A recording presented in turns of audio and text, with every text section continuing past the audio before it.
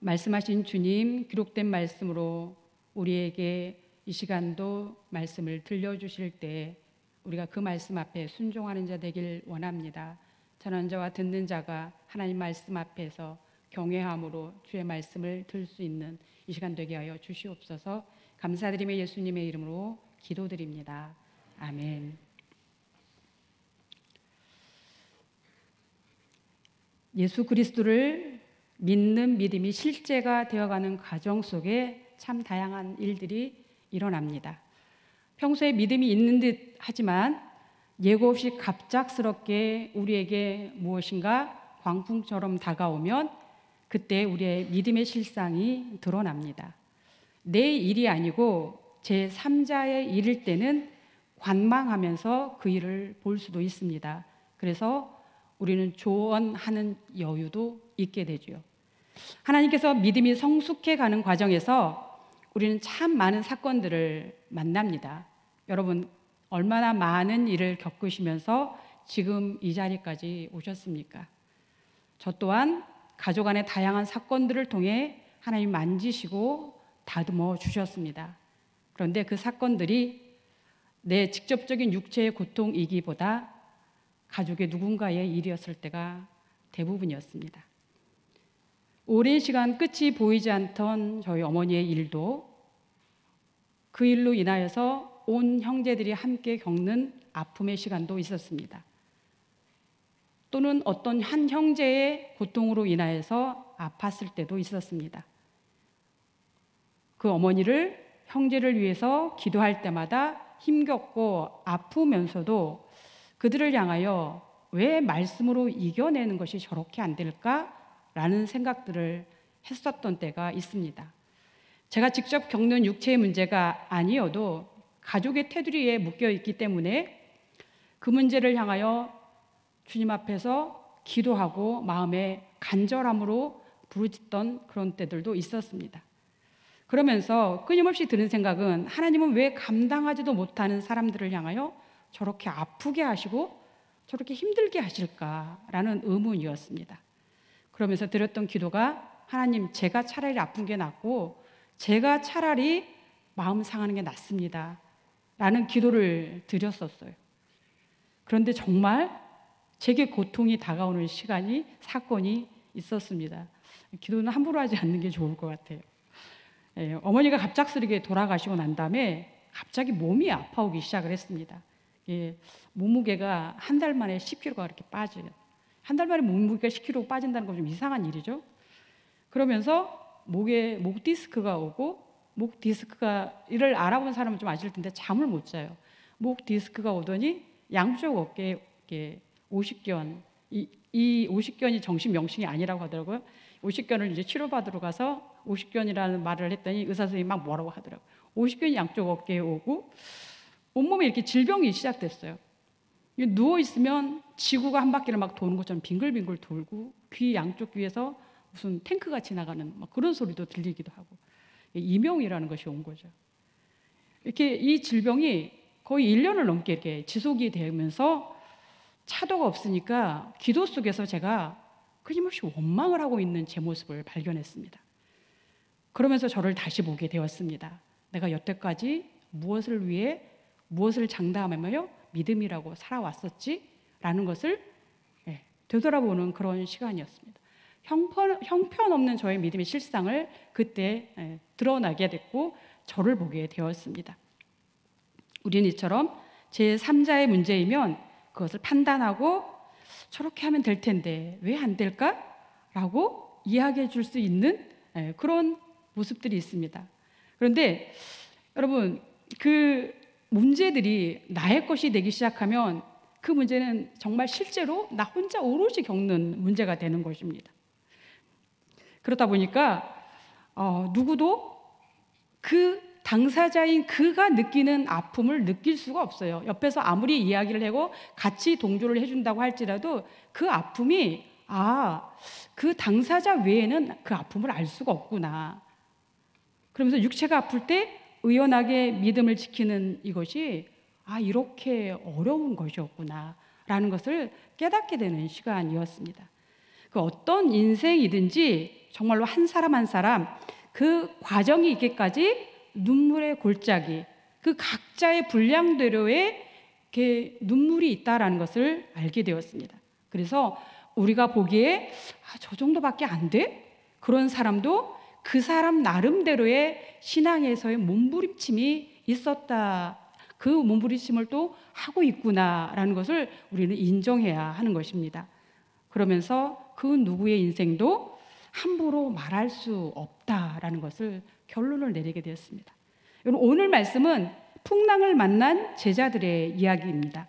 제자들도 여태까지의 사건들은 제가 그랬듯이 제3자의 입장에서 예수님과 함께 그 일을 만나고 있었습니다.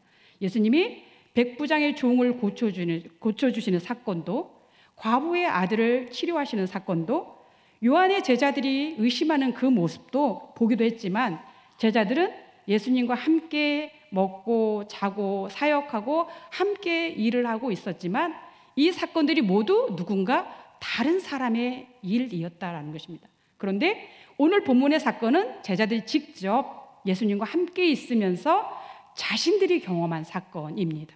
자신들이 이 실제의 사건 앞에서 어떻게 행동하는가, 그 행동의 모습을 보여주는 말씀이 오늘 본문입니다. 본문 22절, 23절입니다. 함께 읽어보겠습니다. 하루는 제자들과 함께 배에 오르사 그들에게 이르시되 호수 저편으로 건너가자 하심에 이에 떠나 행선할 때에 예수께서 잠이 드셨더니 마침 광풍이 호수로 내리침에 배에 물이 가득하게 되어 위태한지라. 예수님이 제자들과만 배를 타고 떠난 것입니다. 예수님이 지금 하루 일과를 마치고 제자들과 함께 또 다른 사역지로 지금 건너가고 있는 중이었습니다. 그것이 어디였는가? 이 다음 사건이 어떤 사건이냐면 우리가 잘 알고 있는 거라사 광인의 사건이 있는 곳입니다. 그 거라사 광인이 있는 그 호수 저편으로 지금 건너가고 있는 중이었습니다. 그러니까 사역과 사역 중간 시간, 잠깐 쉬는 시간에 제자들에게 일어난 사건입니다. 고된 하루의 일과로 피곤했던 예수님은 배를 타자마자 주무셨습니다. 물론 제자들도 피곤했겠지요. 그래도 제자들은 그 제자들 중에 배를 타보았던 어부들이 있었기에 크게 신경 쓰지 않고 긴장을 풀고 배에서 쉬면서 가고 있었을 것입니다. 그런데 갑자기 강풍이 그 호수로 내리친 일이 일어났습니다. 그 일을 기록하면서 앞에 어떤 단어가 기록되어 있는가 하면 23절을 다시 한번 띄워주시겠어요? 네. 23절을 보면 행선할 때 예수께서 잠이 드셨습니다. 마침 광풍이 호수로 내리침에. 어떤 단어가 써져 있냐면 마침이라는 단어가 쓰여져 있습니다. 마침, 바로 그때라는 것이죠. 우리 인생 속에 이런 마침의 사건이 있습니다.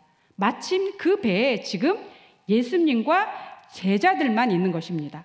다른 무리들이 없어요. 예수님이 가시는 곳마다 꼭 무리들이 함께 있었는데 지금 이 시간만큼은 예수님과 제자들만 있습니다.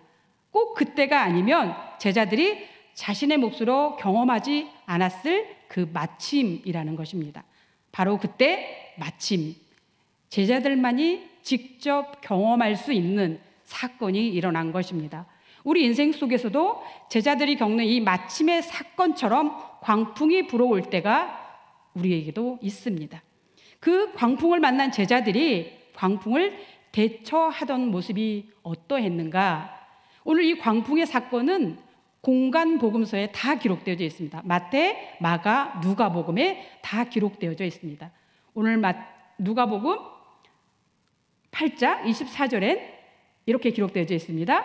제자들이 나와 깨어 이르되 주여 주여 우리가 죽겠나이다.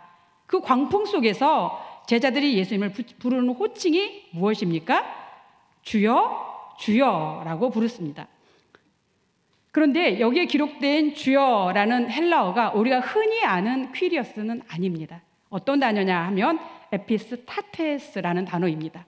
이 단어는 어떤 뜻을 가지고 있는가 하면 어떤 조직의 두목, 건설 현장의 반장이라는 뜻을 이 에피스 타테스라는, 그런데 주여라고 기록된 이 말씀의 뜻입니다.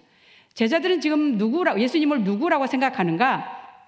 자신들과 매일 사역 속에서 병자들을 고쳤고 귀신을 내쫓았던 예수님을 향해 그들이 만난 이 풍랑 속에서 자기의 배에 함께 앉은 감독, 선장, 이 정도의 수준으로 지금 예수님을 부르고 있는 것입니다. 주여, 주여라고 예수님을 향하여 부르고 있는데, 그 단어가 반장, 어떤 감독, 선장, 이렇게 예수님을 알고 있었다라는 것입니다. 마가복음에도 이 본문이 기록되어져 있는데요. 마가복음 4장 38절입니다. 제가 읽어드리겠습니다. 예수께서는 고물에서 베개를 베고 주무시더니 제자들이 깨우며 이르되 선생님이여 우리가 죽게 된 것을 돌보지 아니하시나이까. 마가복음엔 뭐라고 기록됩니까? 선생님이라고 기록되어져 있습니다. 이 선생님이라는 헬라어는 디다스칼로스라는 단어를 사용하고 있는데요. 이 단어는 교사, 지식을 전달해주는 선생님, 율법을 가르치는 선생님이라는 그 뜻을 가지고 있습니다.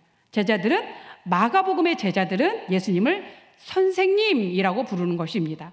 그리고 그 말 속에는, 선생님이라고 부르고 있는 말 속에는 원망이 섞여져 있는 그 투가 있습니다. 지금 이렇게 우리가 소리 지르고 생명의 위험 속에서 물을 퍼나르면서 배가 어떻게 될지 몰라서 위급한 상황인데 선생님 지금 뭐 하시는 거냐라고 선생님을 향하여 호통치는 듯한, 함께 물을 날라야 하는 상황인데 어떻게 잠을 잘 수 있지? 라고 선생님을 향하여 부르고 있는 호칭이 마가복음의 호칭입니다. 그렇다면 마태복음에는 또 어떻게 기록되어져 있을까요? 마태복음 8장 25절입니다. 그 제자들이 나와 깨우며 이르되 주여 구원하소서 우리가 죽겠나이다 라고 기록되어져 있습니다. 여러분, 우리 앞에서 누가복음 8장에 기록되어져 있는데도 주여 주여라고 기록되어져 있었습니다. 오늘 지금 읽은 마태복음 8장 25절에도 주여 구원하소서라고 기록되어져 있습니다. 우리 한글말로는 주여 주여 동일하죠. 그런데 이 마태복음에 쓰여진 주여는 누가복음에 쓰여졌던 그 단어와는 다른 단어입니다. 바로 어떤 단어인가? 퀴리어스. 이 마태복음에 쓰여진 단어는 퀴리어스입니다. 이 뜻은 인생의 주권자라는 뜻이지요. 마태복음은 제자들이 예수님을 향하여 주님, 내 인생의 주인이시여, 지금 우리가 광풍을 만나 죽게 생겼습니다 라고 예수님을 부르고 있는 것입니다. 세계의 이 공간 복음이 같은 사건 속에서 예수님을 향해 부르는 호칭이 서로 달랐다라는 것입니다. 우리가 인생의 광풍을 만나면 우리는 어떻게 예수님을 믿고 있는가, 그 수준이 이 공간 복음의 수준처럼 드러난다라는 것입니다. 풍랑이 없는 잔잔한 인생 속에서는 우리가 예수님을 어떻게 생각하고 있는지 전혀 알 수 없습니다. 모두가 예수님을 다 똑같이 믿고 있는 것처럼 보입니다. 그러나 내가 직접 광풍을 만나면 내가 믿는다고 고백했던 그 예수님이 누구였는가, 그 실체가 드러난다라는 것입니다. 어떤 사람은 에피스타테스의 주여, 나보다 인생에 조금 힘을 가진 반장, 선장으로 대하고 있을 수 있습니다. 또 어떤 사람은 디다스 칼로스의 선생님이라고 하면서 나에게 좋은 조언을 해주는 그 정도의 선생님이라고 예수님을 대접할 수 있습니다. 어떤 사람은 퀴리어스의 주님, 내 전 인생을 주권을 주님께 맡깁니다라고 주님을 대할 수 있습니다. 오늘 본문 말씀과 함께 제가 다른 본문을, 믿음의 모습을 하나님이 보게 하셔서 봤는데요. 시편 78편입니다. 이 시편 78편의 내용은 이스라엘 민족이 그 광야를 걸었을 때 반응했던 내용들을 기록한 것입니다. 시편 78편 18절인데요. 함께 읽어볼까요? 그들이 그들의 탐욕대로 음식을 구하며 그들의 심중에 하나님을 시험하였으며 라고 기록되어져 있죠. 여기에 쓰여진 하나님은 어떤 하나님인가? 엘이라는 하나님입니다. 엘이라는 하나님은 전능자라는 하나님이죠. 네, 19절, 20절도 함께 읽어보겠습니다. 제가 읽어드리겠습니다. 그뿐 아니라 하나님을 대적하며 말하기를 하나님이 광야에서 식탁을 베푸실 수 있으랴? 보라, 그가 반석을 쳐서 물을 내시니 시내가 넘쳤으나 그가 능히 떡도 주시며 자기 백성을 위하여 고기도 예비하시라 하였도다 라고 기록되어져 있습니다. 그들이 하나님을 향하여 입으로는 전능자라고 고백하지만 실제 그들의 삶에서, 광풍에서 어떻게 하나님을 고백하는가? 19절, 20절에 그들이 하나님을 향하여 무엇라고 해요? 하나님이 과연 우리에게 이 광야에서 식탁을 베풀 수 있을까? 라고 비아냥거리는 그런 투의 이야기입니다. 하나님이 과연 반석을 쳐서 물은 냈어. 그런데 우리에게 떡과 고기도 예비하실까? 라고 의심하고 있는 그들의 모습이 드러나 있는 것입니다. 하나님이 이 말을 듣고 21절에 보면 여호와께서 그 말을 듣고 노하셨다라고 기록하였습니다. 이스라엘 민족에게 진노가 불타듯 했다라고 하나님이 하나님의 말씀을 기록하고 있습니다. 여러분, 이스라엘의 이 모습이 바로 지금 이 광풍을 만난 제자들의 모습이고 우리가 광풍을 만날 때의 모습일 수 있다는 것입니다. 우리가 하나님을 알기를, 우리가 예수 그리스도를 알기를 어떻게 아는가? 입으로는 전지전능한 하나님이라고 하고 입으로는 예수 그리스도가 나의 구세주라고 고백합니다. 그러나 하나님을 기껏해야 광야에서 자신들이 필요한 것, 그들의 자신들의 탐욕을 채우는 것을 주시면 하나님이 되고 주시지 아니하면, 공급하지 아니하면 그는 하나님이 될 수도 없고 예수 그리스도 그분 나의 구세주도 될 수 없다라고 고백하는 우리의 모습이라는 것입니다. 이것이 이스라엘 민족이 하나님을 대하는 실제적인 태도였습니다. 이들을 향해 하나님이 무엇이라고 말씀하시는가? 시편 78편 22절입니다. 여러분 함께 읽겠습니다. 시작. 그의 구원을 의지하지 아니한 때문이다. 여기에 쓰인 믿지 아니하며 라는 이 믿다라는 단어의 원형이 아만이라는 단어인데요. 이는 변하기 쉬운 감정에 근거한 일시적인 믿음이 아니라 영구적인 믿음, 변하지 않는 믿음, 그 믿음을 뜻하는 단어입니다. 하나님이 이스라엘 민족을 이끌어내어 그들을 먹이시고 마시게 하시고 구름 기둥과 불 기둥으로 인도하시면서 그 민족에게 기대하셨던 믿음의 수준이 무엇인가? 영원히 변하지 않는 믿음을 기대하셨다라는 것입니다. 자신들의 감정에 따라서, 자신들의 욕구를, 자신들의 필요를 채워주시는 것에 따라서 믿음이 흔들려서 왔다 갔다 하는 것이 아니라 어떠한 상황 속에서도 흔들리지 않고 하나님을 믿는 그 수준을 하나님은 기대하신다라는 것입니다. 하나님 우리에게 상황이 아니라 하나님 그 존재 자체, 그분의 영원함을 믿는 믿음, 그 모습의 믿음을 우리에게 기대하십니다. 더위가 몰아치든지 바람이 우리 인생을 흩어가든지 비가 내리든지 창수가 오든지 나를 붙들고 계신 그 하나님을 볼 수 있기를 원하십니다.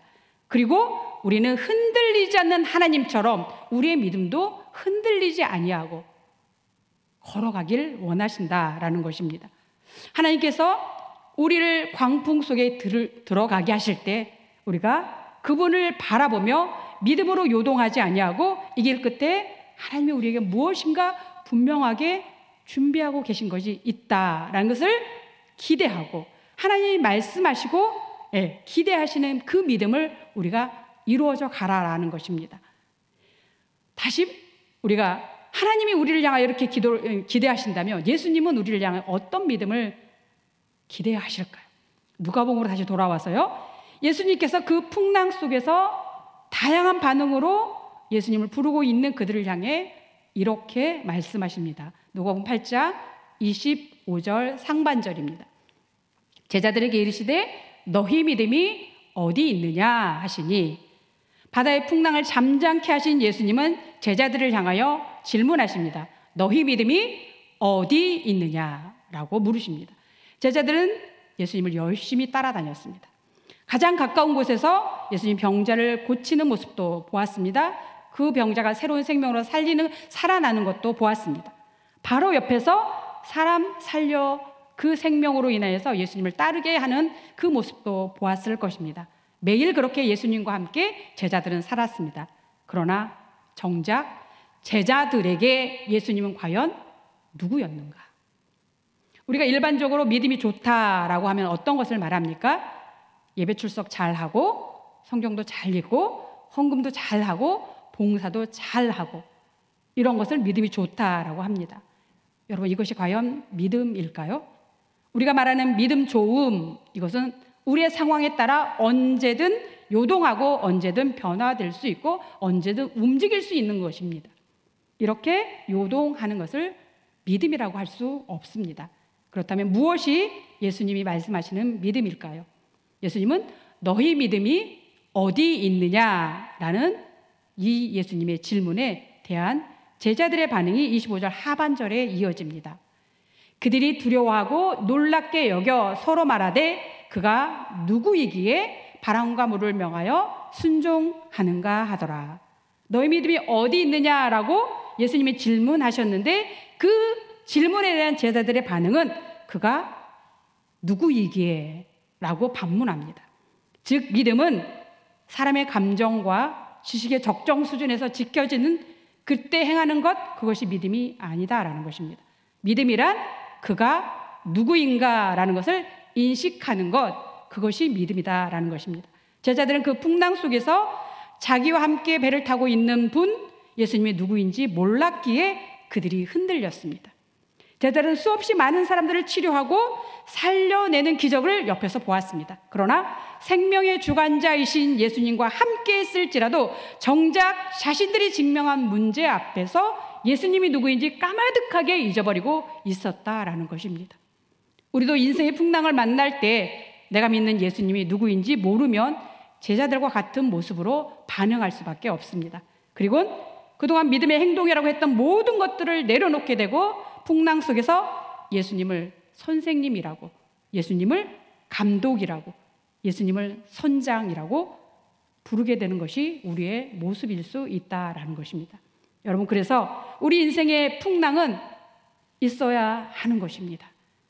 왜냐하면 내가 막연하게 붙들고 있던 예수님이 어떤 분인지, 예수님이 내 인생의 누구인지를 직면하게 되기 때문입니다. 이 직면의 과정을 통해서 우리는 우리가 믿는 믿음이 어떠한 것이었고 내가 붙들고 있는 것이 어디에 기반을 두고 있었는지 정확하게 드러나기 때문입니다. 신앙을 그 시간들을 통하여서 다시금 점검하게 되기 때문입니다. 이 직면의 과정이 있어야 우리는 예수님에 대해서 더 깊이 생각하고 더 깊이 만나게 되는 것입니다. 여러분, 제자들은 매일 함께 했던 그 예수님이 누구인지 몰랐는데 예수님이 누구인지 정확하게 알고 있던 사람이 있습니다. 그가 누구였는가? 누가복음 8장 28절에 있는데요. 예수를 보고 부르짖으며 그 앞에 엎드려 큰 소리로 불러 이르되 지극히 높으신 하나님의 아들 예수여 라고 대답합니다. 이것이 누구의 말인가? 거라사 광인의 이야기였습니다.